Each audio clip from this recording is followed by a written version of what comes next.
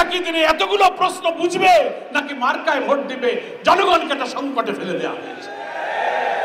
এবং আমাদের আমিরে জামাত বলেছেন, যারা জুলাই সনদ মানতে চান না 26-এর নির্বাচন তাদের জন্য নয়।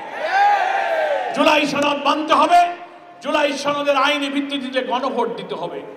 কোন এক অদৃশ্য ষড়যন্ত্রের কারণে একটি বড় দল সরকারের অভ্যন্তরে 2 থেকে 3 জন উপদেষ্টাকে প্রভাবিত করে গোপন বৈঠক করে জাতির ঐক্যমতের আকাঙ্ক্ষাকে ধুলায় মিশাতে চেষ্টা করছে।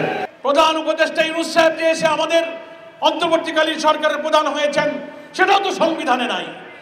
বাংলাদেশের সংবিধানে অন্তর্বর্তীকালীন সরকারের কোনো বিধান নাই, ইউনূস সাহেবের রাষ্ট্রীয় কর্তৃত্ব গ্রহণের কোনো বিধান নাই। সুপ্রিম কোর্টের আর্টিকেল 106 106 অনুচ্ছেদের রেফারেন্সের ভিত্তিতেই বলা হয় যে তিনি রাষ্ট্রের দায়িত্ব নিয়েছেন। কিন্তু দুনিয়ার আইনজ্ঞ বিশেষজ্ঞরা বলেছেন না, 106 কখন একটি সরকারের ক্ষমতা গ্রহণের ভিত্তি হতে পারে না। জনগণের আকাঙ্ক্ষা, উইল অফ দি পাওয়ার, জনগণের মতামতের ভিত্তি হবে সরকারের ভিত্তি।